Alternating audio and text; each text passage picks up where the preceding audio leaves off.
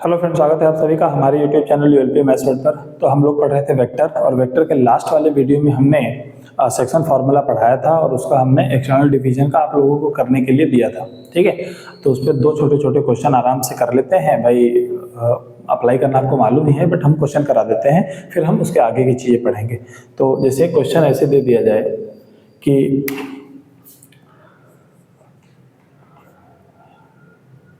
If P divides A vector का नाम position vector मैंने दे दिया 2A माइनस 3B वेक्टर है ना, and B divides 3A plus B vector है ना, इन 2:3 रेशियो। अगर 3 रेशियो में बांटता है तो देन फाइंड ठीक है ना, PV position vector of P। तो कुल मिला के हमारे पास एक कहानी कही गई है कि ये A वेक्टर है और ये B वेक्टर है, और ये इसको बांट रहा है 2:3 रेशियो में। कौन सा पॉइंट है, सॉरी, ये B है और ये P पॉइंट है। P पॉइंट इसको बांट रहा है। इसके कोऑर्डिनेट माने पोजीशन वेक्टर, यहाँ पर 2A माइनस 3B, और इसके पोजीशन वेक्टर है 3A प्लस B है ना। तो अब अगर हम P के कोऑर्डिनेट निकालें तो सेक्शन फार्मूला लग जाएगा। कैसे लगेगा, 2 इंटू दिस यानी 2 into 3A plus B plus 3 into this, तो 3 इंटू इसका मतलब कितना है 2A माइनस 3B और divide by M plus N, यानी कि 2 और 3 का एडिशन कर दो। तो हमारे पास कितना आ जाएगा, हमारे पास आ जाएगा इधर यार एक पता है, ये 6 से आ जाएगा और ये भी 6 से आ जाएगा, यानी कि 12A आ जाएगा, 12A, और ये प्लस का 2B और माइनस का 9B, तो यानी कि प्लस माइनस का 7B आ जाएगा, एंड डिवाइडेड बाई कितना हो जाएगा 5। तो ये P के हमारे पास पोजीशन वेक्टर निकल आए। आप लोगों को ये समझ में आ गया होगा। एक क्वेश्चन और करते हैं, उसमें थोड़ा सा रेशियो नहीं दिया जाएगा, अपने हिसाब से उसमें सोचना होगा। तो देखो कैसे,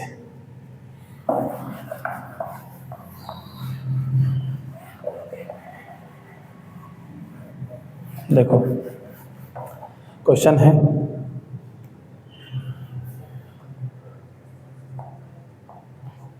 if A and B are position vector of line AB, position vector of line AB या position vector of line joining A and B है ना, ऐसे लिख दो, ज़्यादा अच्छा लैंग्वेज है। Position vector of line joining A and B है ना, ये हो गया। Then find point of trisection है ना। अच्छा क्वेश्चन है बोर्ड के लिहाज से, point of trisection of AB है ना। AB के ट्राई सेक्शन के पॉइंट्स हमें निकालने हैं। तो सॉल्यूशन में क्या कि हमारे पास भाई एक लाइन है A और B है ना। अब कोई भी पॉइंट इसको काटता है अगर आधे आधे पे, तो इसको बोलते हैं बाइसेक्शन। दो टुकड़े किए जाते हैं है ना। अब जरूरी नहीं है, लेकिन अगर एक लाइन के दो टुकड़े कर दिए गए तो 2 सेक्शन हो गए बराबर के, तो बाइसेक्शन है ना। और अगर उसी के 3 बराबर टुकड़े कर दिए जाए तो उसको ट्राई सेक्शन बोलते हैं, ठीक है ना। तो इसका मतलब अगर किसी लाइन को 2 बराबर हिस्सों में बांटना है तो बीचों बीच से कट मारो तो 2 टुकड़े बनेंगे, दोनों टुकड़ों की लेंथ बराबर होगी, और हम रेशियो क्या बोल देंगे 1:1। तो ये हो गया बाइसेक्शन। ट्राई सेक्शन का मतलब क्या होता है, एक लाइन को 3 हिस्सों में काटा गया, ठीक है ना, और ये तीनों टुकड़े बराबर हैं, ये है ना, इसको ट्राई सेक्शन बोलते हैं। तो इसी लाइन को 3 हिस्सों में बांटना है, तो मैंने 2 कट मार दिए यहाँ पर और पॉइंट्स को कह दिया P और Q, और ये सब बराबर है, ठीक है ना, सबकी लेंथ बराबर है, तो सबको 1:1:1 बोल दिया मैंने, ठीक है ना। स्टेप वाइज समझो। अब मुझे ये P और Q पता करना है, तो देखो मैं एक केस ऐसे लेता हूँ कि मैंने इस लाइन को ले लिया क्योंकि सेक्शन फॉर्मूला लगाना है और 1:1 लगाओगे तो मज़ा नहीं आएगी। अच्छा देखो, ये हमारे पास कितना हो जाएगा, ए पोजीशन वेक्टर और ये क्या हो जाएगा, बी पोजीशन वेक्टर। तो देखो मैं ऐसे लेता हूँ, ठीक है। पहला केस हमारा कि अगर इसी लाइन को मैं यूं देखूं, ए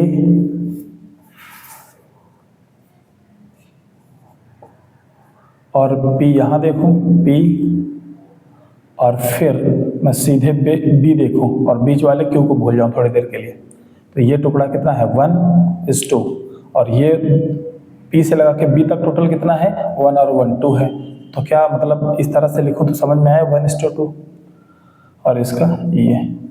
तो अगर इस पी पॉइंट को सेक्शन फार्मूले से निकालने चाहो तो कैसे निकाल आएगा, 1:b यानी b + 2 × a और डिवाइड बाई 1+2 यानी कि 2a + b और डिवाइडेड बाई कितना 3। ये हमारे पास क्या आ जाएगा, ये आ जाएगा पी पॉइंट के पोजीशन वेक्टर आ जाएंगे। अच्छा, अब आप समझ गए होंगे दूसरा केस क्या लेने वाले हैं। दूसरा केस क्या करने वाले हैं, सेकंड केस कि लाइन लिया, ये रहा ए और ये रहा बी, है ना, बी पॉइंट। अब हमें इस बार पी ना लेके क्यू लेना है और यहाँ 1 और ए से पी तक में 2 लोग हैं तो 2:1 का रेशियो बांट देगा, ठीक है। और अब हमें अगर क्यू के पॉइंट्स निकालने हैं तो ये हमारे पास कितना हो जाएगा 2 × b और प्लस कितना a × 1, a ही रह जाएगा और 2 + 1 हो जाएगा। तो फाइनली व्हाट वी गेट, हमें मिला a + 2b, है ना, डिवाइडेड बाई 3। तो ये क्यू के हमारे पास पोजीशन वेक्टर मिल गया। तो सेक्शन फार्मूला इस तरह से ट्राई सेक्शन में लगाते हैं। जरूरी नहीं है ऐसा क्वेश्चन आपने अगर देखो तो 10th क्लास में या 11th में भी कोऑर्डिनेट ज्योमेट्री में, है ना, कोऑर्डिनेट ज्योमेट्री में आ सकता है ऐसा क्वेश्चन, बिल्कुल। नाउ अब इसको रफ करते हैं। अब एक नई चीज पढ़ते हैं, इसमें वेक्टर में ही लीनियर कॉम्बिनेशन नाम है उस टॉपिक का, तो अपन लीनियर कॉम्बिनेशन पढ़ेंगे।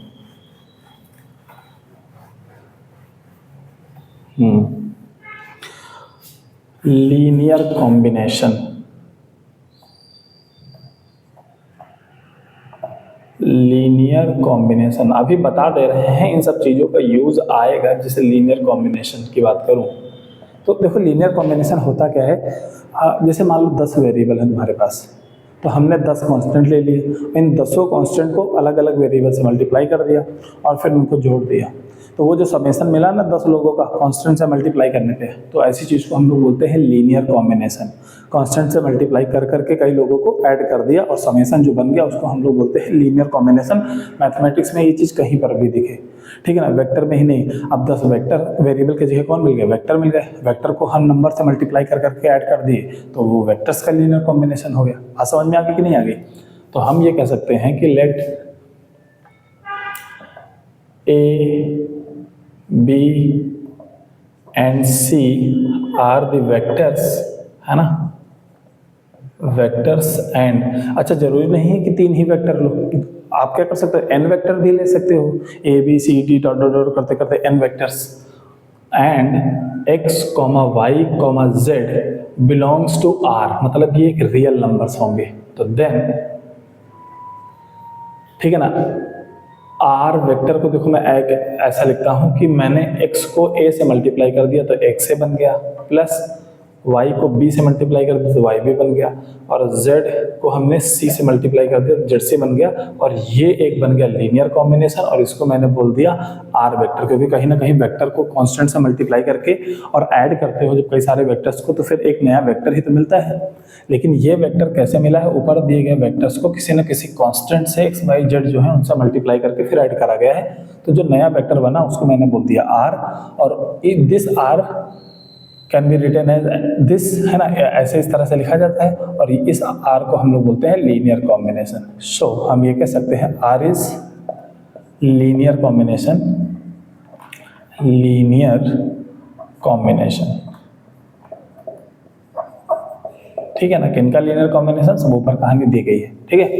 अब हम लीनियर कॉम्बिनेशन का आगे कोप्लेनिटी, कोलिनियरिटी में ये सब सारी चीजें हम यूज करेंगे, बट अभी क्या करते हैं, हम क्वेश्चन करा देते हैं। देखो एक चीज़ मैं इस टॉपिक में बताना चाहता हूँ कि वेक्टर एक ऐसा टॉपिक है ना जो कोऑर्डिनेट ज्योमेट्री भी जिसमें एकदम हूबहू यूज़ होती है। अच्छा, वेक्टर का शुरुआती दौर देखो ना, तो जो हम लोग 9th क्लास में ज्योमेट्री पढ़ते थे ना, बिल्कुल उसके जैसा लगेगा। हम ट्रायंगल की चीज़ें लग के उसका इन सेंटर है ना, सेंट्रॉइड इस पे खेल रहे हैं, क्वाड्रिलेटरल लेके पैरेललोग्राम से खेल रहे हैं, ऐसा मतलब। तो जो चीज़ें हम ज्योमेट्री में सीखते थे ना, कहाँ पर 9th और 10th में, वही चीज़ें हम यहाँ 11th में वेक्टर की मदद से कर रहे होंगे। अच्छा, जहाँ जिसको वहाँ पर बोरिंग लगा हो यहाँ पर सीख ले, हाँ, बट वेक्टर के फॉर्म में सीखना है। तो इस टॉपिक में हम ये क्या करेंगे, कुछ क्वेश्चन तुम्हारी समझ के लिए करा देते हैं, बट बोर्ड के लिहाज से और किसी अदर कॉम्पिटिटिव एग्जाम के भी लिहाज से कुछ प्रूविंग वाले क्वेश्चन होते हैं जो बहुत ही ज़्यादा इंपॉर्टेंट होते हैं।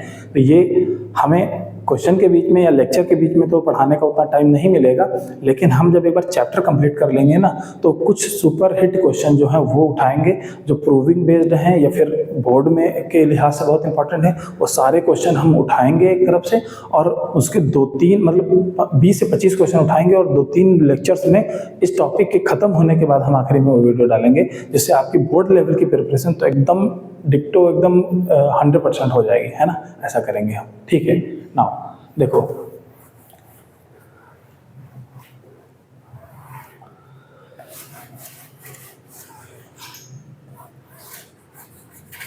ओके, क्वेश्चन एक मैं देता हूं आपको, देखो। अरे यार क्यों,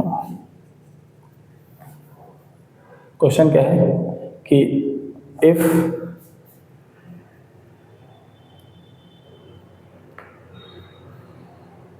प्रूव दैट, मुझे क्या प्रूव करना है, if A and B are the position vector, या फिर ऐसे लिख देते हैं, if D is the mid point, if D is the mid point of triangle ABC, mid point of line BC in triangle ABC, then prove that क्या, AB vector plus AC vector equals to 2AD vector, ये मुझे proof करना है, ठीक है। चलो भाई proof पे आते हैं। तो सॉल्यूशन है ना, अच्छा जो कहा गया है वो कर देते हैं कि एक तो भाई अपने पास क्या है, ट्रायंगल है, ठीक है, ट्रायंगल, और ये A और ये B और ये पॉइंट C है ना। थोड़ी देर के लिए अगर मैं इसको ओरिजिन मान लूँ, ठीक है ना, ओरिजिन मैं ABC भी मान सकता था, बट किसी एक पॉइंट को मानना ही है तो ओरिजिन मान लो ना, तकलीफ नहीं रहेगी, पोजीशन वेक्टर मिल जाएगा फिर। तो फिर ओरिजिन यानी कि O वेक्टर, 0 वेक्टर। अच्छा, इसको मैंने क्या मान लिया, A मान लिया, यानी B, ये जो ओरिजिन से AB लाइन है ना, ये A वेक्टर को रिप्रेजेंट कर रही है, और इसको मैंने B वेक्टर मान लिया, यानी कि ये पोजीशन वेक्टर, क्योंकि ओरिजिन के रिस्पेक्ट में देख रहा है ना, इसलिए। अच्छा, एक कहानी कही गई है कि जो D मिड पॉइंट है, तो D अगर इसका मिड पॉइंट है तो D लिख देते हैं भाई। अच्छा, अगर मिड पॉइंट है तो आपको इसको कोऑर्डिनेट भी मालूम होंगे, A + B / 2, ऐसा ही तो करते हैं मिड पॉइंट निकालने के लिए। अच्छा, AD को हमने ज्वाइन कर दिया, AD को अगर ज्वाइन करा तो हम इस क्वेश्चन को 2 तरीकों से करेंगे, है ना। देखो, पहला तो हम क्या करते हैं, एक छोटा सा ट्रायंगल ये ऑब्जर्व करते हैं, कौन सा, ADB है ना, ADB ये वाला ट्रायंगल। तो अगर मैं यूँ चलूँ और अपोजिट सेंस ऑफ डायरेक्शन लगाऊं, तो फिर यूँ करूँगा तो ट्रायंगल ऑफ एडिशन लग जाएगा। तो इसका मतलब मैं ये कह सकता हूँ कि भाई AB और प्लस BD का वेक्टर जो सम है वो किसके बराबर होगा, वो AD के बराबर होगा। पहली क्वेश्चन आ गई। अच्छा, अब हम ADC में देखते हैं, अगर मैं यूँ चलूँ और फिर उसके बाद यूँ चलूँ तो ये अपोजिट सेंस ऑफ डायरेक्शन हुआ, तो इसमें भी ट्रायंगल लग जाएगा। एंड क्या लग जाएगा कि भाई AC और प्लस CD, ठीक है, और ये बराबर किसके हो जाएगा, ये AD के बराबर हो जाएगा। Question number 2। अच्छा, एक चीज़ मैं आपको बताता हूँ, एक चीज़ देखो कि अगर ये मिड पॉइंट है, तो BD और DC वेक्टर बराबर होंगे कि नहीं बराबर होंगे। तो हेयर हम इतना ज़रूर देख सकते हैं कि यार देखो, जो हमारे पास BD है ना, वो किसके बराबर है, DC के बराबर है। भाई यूँ चल रहे हैं हम, है ना, थोड़ी देर के लिए हम ऐसे थे, BD और फिर D से C, ऐसा देखा मैंने। अब मुझे इतना मालूम है कि ये अगर बी डी वेक्टर है और इसको अगर पलट दिया, डी सी की बजाय सी डी अगर लिख दिया तो माइनस हो जाएगा कि नहीं हो जाएगा? बिल्कुल। तो अब इसको इस साइड में लेकर आओ, तो बी डी और प्लस सी डी, इसका सम कितना हो जाएगा? 0 हो जाएगा। ये बात हम याद रखेंगे। नाउ यहाँ पर इन दोनों को जोड़ दो, 1 और 2 को जोड़ दो। 1 और 2 को जोड़ा तो हमारे पास कितना हो जाएगा? A B plus B D और प्लस फिर A C C D, A C plus C D और बराबर ए डी जुड़ के कितना होगा? 2 टाइम्स ऑफ ए डी हो गया। बात समझ में आई कि नहीं? अब देखो इन दोनों को साथ में रख लो पहले, देखो क्या है हमारे पास। फिर फाइनली कितना आ गया हमारे पास? आ गया ए बी प्लस ए सी और फिर लास्ट में क्या लिखा हुआ है? B D. रीअरेंज कर दिया मैंने। फिर कितना हो जाएगा? सी डी और बराबर कितना? 2 टाइम्स ऑफ ए डी। अगर आप देखो तो B D plus C D यहाँ दिखा है, तो ये सम कितना हो गया? 0। तो बचा कौन हमारे पास? A B plus A C equals to 2 times of A D, ये बच गया। और यही प्रूफ करने को बोला गया था क्या? यस। तो ये हमारे पास क्या हो गया? प्रूफ हो गया, प्रूव्ड। सेकेंड मेथड है ना।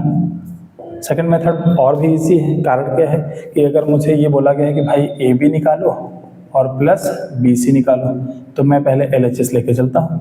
तो ए बी प्लस ए सी बोला गया है, तो ए बी मतलब ए का ए बी यानी ये पोजीशन वेक्टर है, ए माइनस 0 यानी ए, ठीक है ना, प्लस ए सी बोला गया है यानी कि ये हमारे पास बी वेक्टर हो जाएगा। तो ये हो गई पहली इक्वेशन। अब मैं आर एच एस निकालूँ, तो वो क्या बोला गया? 2 टाइम्स ऑफ ए डी बोला गया है। तो 2 टाइम्स ऑफ ए डी मतलब 2 इंटू, और ए डी ये वेक्टर हुआ। ए डी वेक्टर मतलब क्या? फाइनल माइनस इनिशियल करो तो दिस माइनस 0 करोगे तो यही आएगा, ए प्लस बी डिवाइड बाई 2। अच्छा 2 से 2 कैंसिल हो गया तो बचा कौन? ए प्लस बी वेक्टर बचा। और इक्वेशन नंबर क्या हो गया? 2 हो गई। और इक्वेशन नंबर 1 एंड 2 से देखो तो ये दोनों बराबर हैं, ये दोनों बराबर हैं, इसका मतलब क्या है? दिस और दिस बराबर है, हेंस प्रूफ। तो ये और इजी तरीका है, बट आप इस तरह से लिखोगे तो और मजा आएगी। लगता है आपको triangle law of addition use करना आता है, आप समझ पाए उस चीज को, ठीक है। अब और क्वेश्चन लिखते हैं। अब जैसे हमने कई सारे जो प्रूफ की बात करी थी ना, वैसे कुछ सुपर हिट टाइप के क्वेश्चन वो हम जो लास्ट में कराएंगे, उन्हीं जैसे क्वेश्चंस का मैं एक आध क्वेश्चन यहाँ पर दिखाता हूँ आपको। देखो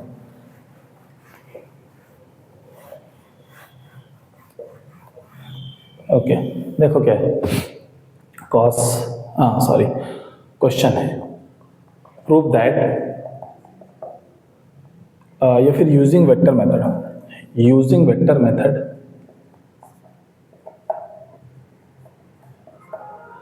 यानी वेक्टर की मदद से सॉल्व करना है। Using vector method prove that क्या प्रूफ करना है? कि medians of the triangle is concurrent.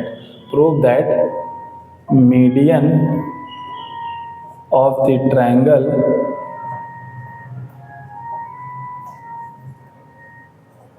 is concurrent, ठीक है ना।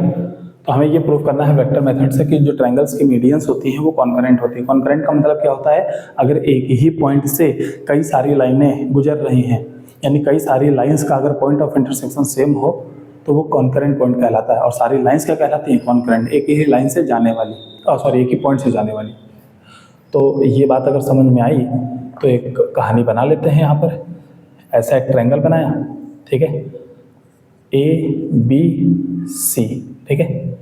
तो एक मीडियन ये आई, ठीक है ना, डी, और एक मीडियन ये कहीं ना कहीं तो कट करेगी कि नहीं करेगी, तो इसका मतलब क्या हो जाएगा? ई, ठीक है ना। और फिर तीसरी जो जाएगी वो भी यहाँ से पास होके जाएगी, अगर तब कॉन्करेंट होगी, और नहीं पास हुई तो वो क्या हो जाएगी? कॉन्करेंट नहीं होगी। बट थोड़ी देर के लिए हम पहले इन पर ही चर्चा करते हैं, ठीक है ना। तीसरी वाली नहीं बनाते। मान लिया तीसरी वाली कहीं अलग से पास हो गई, मान लिया ना, हमारा मानना गलत हो जाएगा, हमारा मानना गलत हो जाएगा अगर इसी पॉइंट से पास कर गई। बट फिगर बनाने के लिए, जनरलिटी के लिए मैंने ऐसा फिगर बनाया। अच्छा, हम ये कह सकते हैं कि थोड़ी देर के लिए जो फिगर बना रहे हैं, ए का पोजीशन वेक्टर ए है, बी का बी मान लो और सी का सी पोजीशन वेक्टर मान लो। तो सबकी कहानी मालूम हो गई, क्योंकि मीडियन का मतलब ही होता है जो मिड पॉइंट पे कट करे, है ना। तो थोड़ी देर के लिए ये मिड पॉइंट ही मान लेना यार। तो सी एफ मान लेना इसको। तो डी के कोऑर्डिनेट कितने हो जाएंगे? B plus C divide by 2, है ना। ई के क्या हो जाएंगे? A plus C divide by 2, और ये कितने हो जाएंगे, a plus B divide by 2, है ना। ठीक है। अच्छा, ये जो पॉइंट है ना, ये वाला पॉइंट, ये हमने कहा कि ये इसको 2:1 में बांटता है, ठीक है ना। एक ऐसा पॉइंट हमने ले लिया, एक ऐसा पॉइंट ले लिया जो इसको 2:1 में बांटे, 2:1।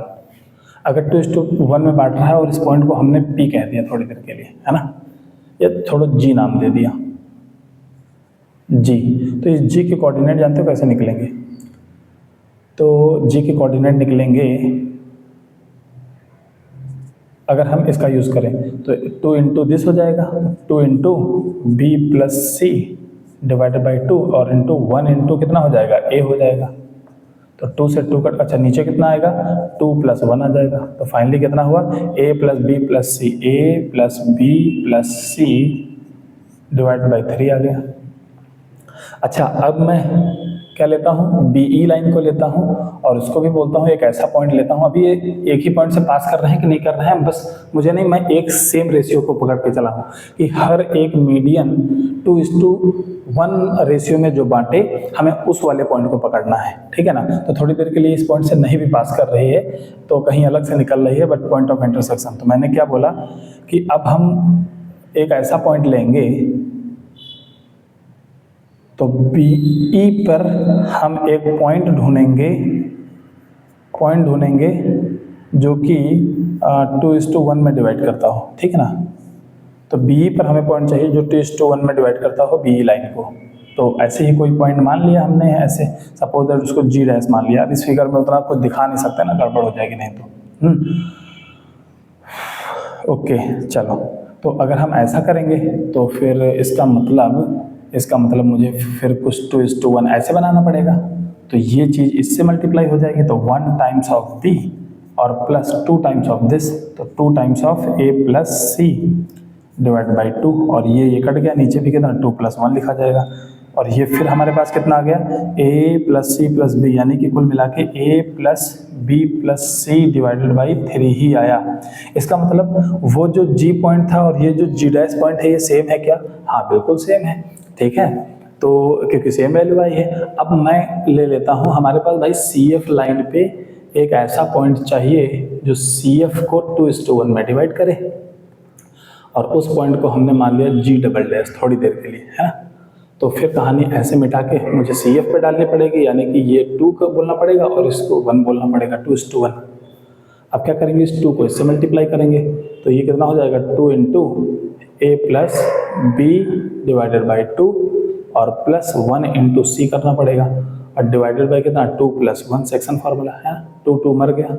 तो G डबल डैश क्या आया हमारे पास, G डबल डैश आया कि A plus B plus C, ठीक है ना। तो हमने तीनों मीडियन के वो पॉइंट्स निकाले जो उस मीडियन लाइन को 2:1 रेशियो में बांटते हैं, और 2:1 में रेशियो में बांटने वाला पॉइंट हर एक मीडियन का सेम पॉइंट निकल आया कि नहीं निकल आया, A plus B plus C upon 3, A plus B plus C upon 3। इसका मतलब हम कह सकते हैं, that is we can say that कि G and G dash and G double dash are equal, होंगे कि नहीं होंगे। और G dash G double dash ये सब इक्वल हैं, और वो किसके बराबर हैं, A plus B plus C upon 3 के बराबर। इसका मतलब तीनों मीडियन एक ही पॉइंट से पास कर रही होंगी। तो हेंस हम कह सकते हैं, हेंस मीडियंस आर कॉन्करेंट। इतनी बात समझ में आ गई होगी। और मालूम है, मीडियंस का जो पॉइंट ऑफ इंटरसेक्शन होता है वो सेंट्रॉइड कहलाता है। वो क्या कहलाता है, सेंट्रॉइड।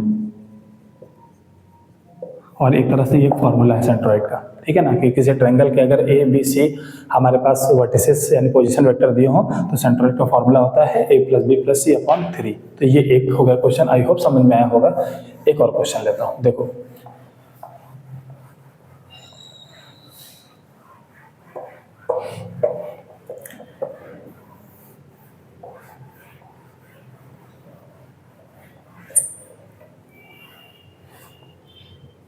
क्वेश्चन में क्या बोला गया है कि इफ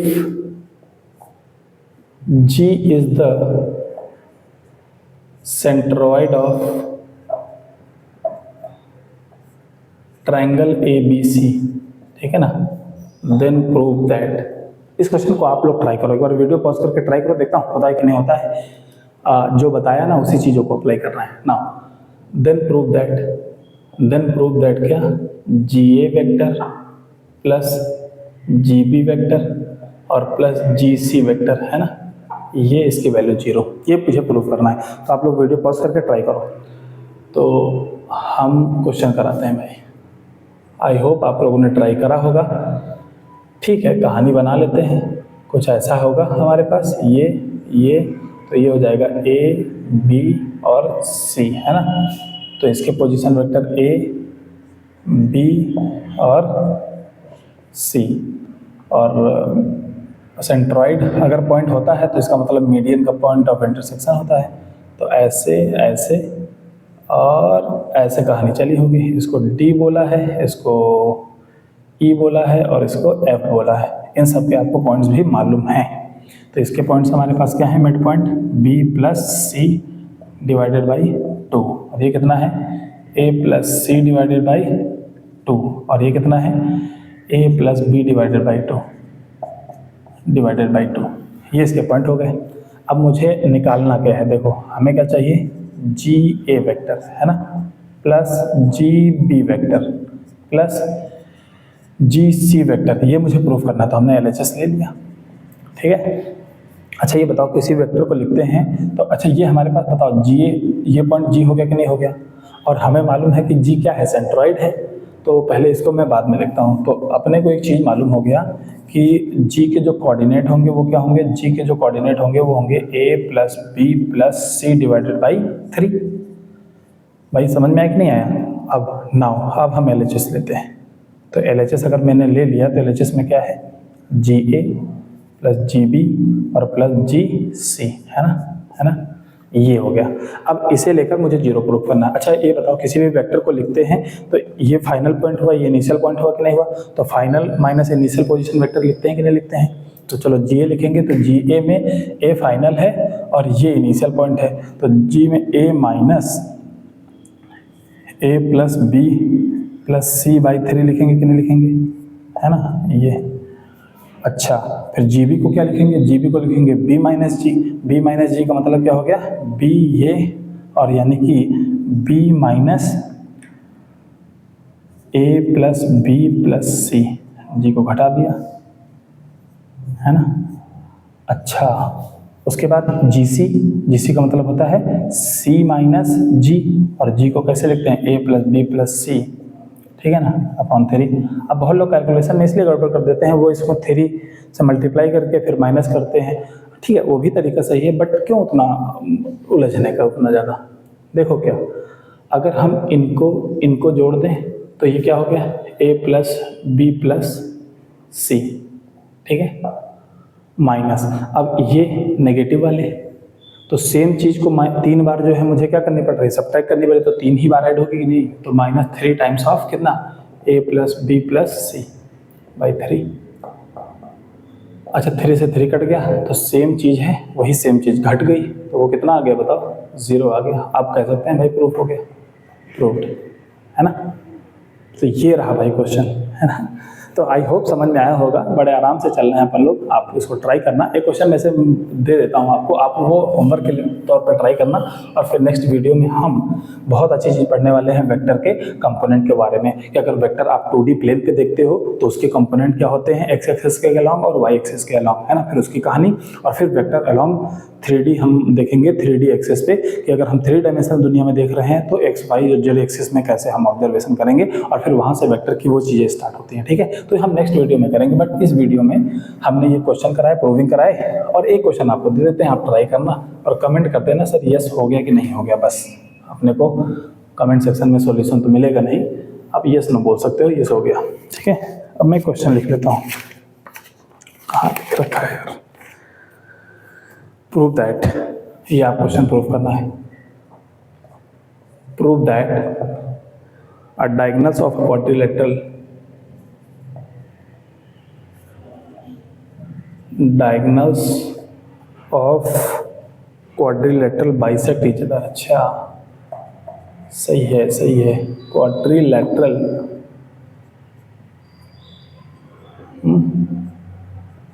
बाइसेक्ट ईच अदर, है ना,